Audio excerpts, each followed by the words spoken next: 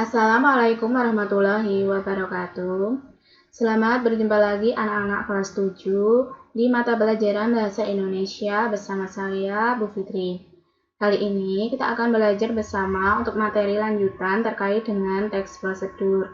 Di video sebelumnya kita sudah belajar tentang pengertian teks prosedur dan struktur teks prosedur. Di video kali ini kita akan belajar bersama tentang kaidah kebahasaan teks prosedur. Apakah kalian tahu kaidah kebahasaan itu? Jadi, kaidah kebahasaan adalah ciri khas atau bahasa yang dipakai di dalam teks prosedur. Jadi, bahasa yang dipakai di dalam teks prosedur itu berbeda dengan bahasa-bahasa yang dipakai di dalam teks-teks yang lain, misalnya pada teks deskripsi, teks fantasi, atau teks yang lainnya. Pada video kali ini kita akan belajar tentang kaidah kebahasaan yang ada di dalam teks prosedur. Apa saja kaidah kebahasaan yang ada di dalam teks prosedur itu? Mari kita perhatikan bersama-sama.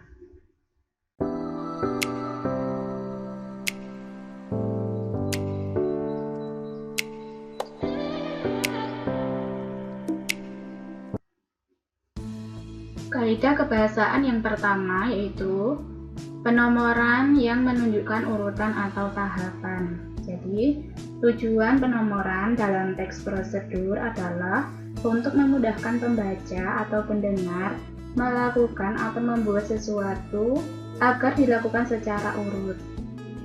Contoh penomoran dalam teks prosedur bisa dilihat di dalam teks berikut, ada nomor 1, nomor 2, dan nomor 3.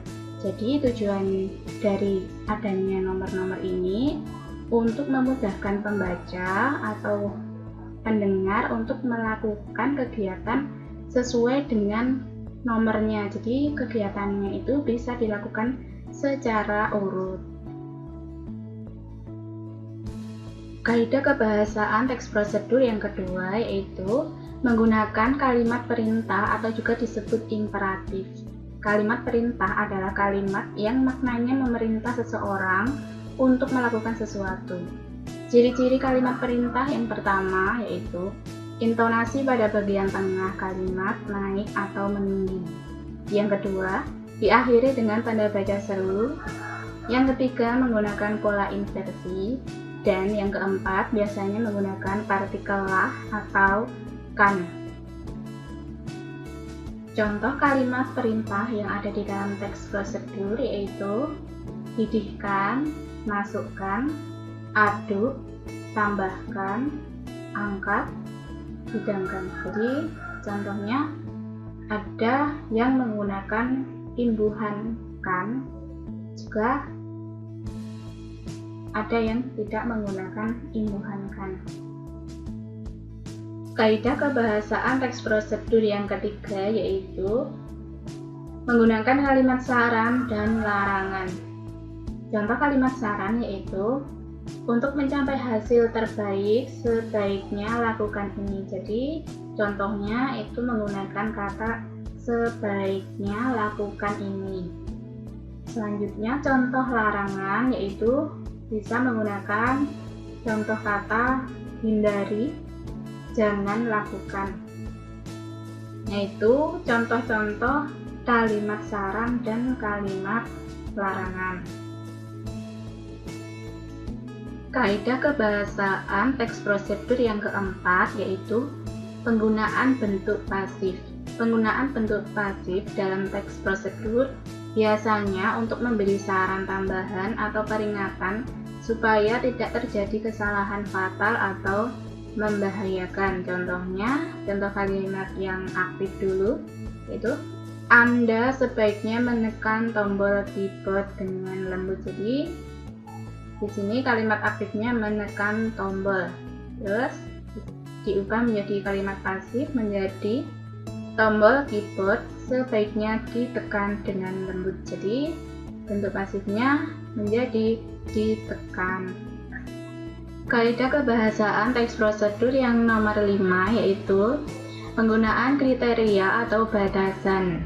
Penggunaan kriteria atau batasan di sini itu maksudnya Agar kalimat pada teks prosedur itu rinci dan jelas batasannya. Contohnya, bisa dilihat kalimat yang pertama itu ada angkat kaki kanan. Jadi angkat kaki kanan itu belum jelas atau belum rinci maksudnya. Kemudian dirinci atau dijelaskan lagi menjadi angkat kaki kanan setinggi lutut. Jadi ada batasannya atau penjelasannya setinggi lutut. Kemudian yang nomor 3 ini kalimat yang sudah menggunakan kriteria atau batasan ya. Menjadi langkahkan kaki kanan 2 kali dan pada hitungan 4 bertepuk tangan. Jadi jelas di sini bisa dilihat kalimat yang ketiga ini sudah menggunakan kriteria atau batasan sehingga kalimatnya menjadi rinci dan jelas. Kaidah kebahasaan teks prosedur yang nomor 6 yaitu penggunaan keterangan atau adverbial. Keterangan yang pertama itu keterangan cara, maksudnya menggunakan kata dengan dan secara. Contohnya, bungkuslah adonan dengan rapat. Keterangan yang nomor 2 yaitu keterangan alat. Keterangan alat ini menggunakan alat yang digunakan, contohnya dengan gergaji. Selanjutnya, keterangan yang nomor 3 yaitu keterangan tujuan. Keterangan tujuan ini untuk menambah informasi tujuan pada kalimat, misalnya untuk, supaya, dan agar.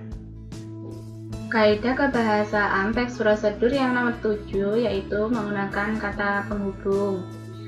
Langkah dalam panduan dapat dihubungkan dengan ungkapan seperti kemudian, sekarang, berikutnya, setelah ini.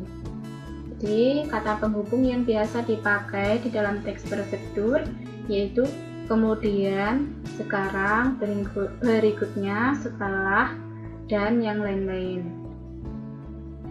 Kaidah kebahasaan teks prosedur yang nomor 8 yaitu pelesapan. Jadi, pelesapan adalah penghilangan bagian tertentu yang sama dengan dan sudah disebutkan sebelumnya. Contohnya, masak tepung ketan dan cairan selantan selama 30 menit. Aduk terus hingga mengental dan berwarna coklat. Jadi, kalau belum dilesapkan, itu kalimatnya itu aduk terus tepung dan santan yang dimasak. Jadi, kalau sudah dilesapkan menjadi aduk terus hingga mengental dan berwarna kecoklatan. Kaidah kebahasaan teks prosedur yang nomor 9 yaitu menggunakan akhiran i dan menggunakan akhiran kan pada teks prosedur. Akhiran i dipakai jika objek dalam kalimat tidak bergerak. Akhiran kan dipakai jika objek bergerak. Contoh penggunaan kalimat yang menggunakan akhiran i dan akhiran kan yaitu lumuri loyang dengan mentega. Lumurkan mentega pada loyang. Demikian tadi ya anak-anak pembahasan kita tentang kaidah kebahasaan yang ada di dalam teks prosedur. Semoga video pembelajaran ini bermanfaat ya untuk anak-anak semuanya. Dan sampai jumpa kembali di video pembelajaran Bu Fitri selanjutnya. Terima kasih. Wassalamualaikum warahmatullahi wabarakatuh.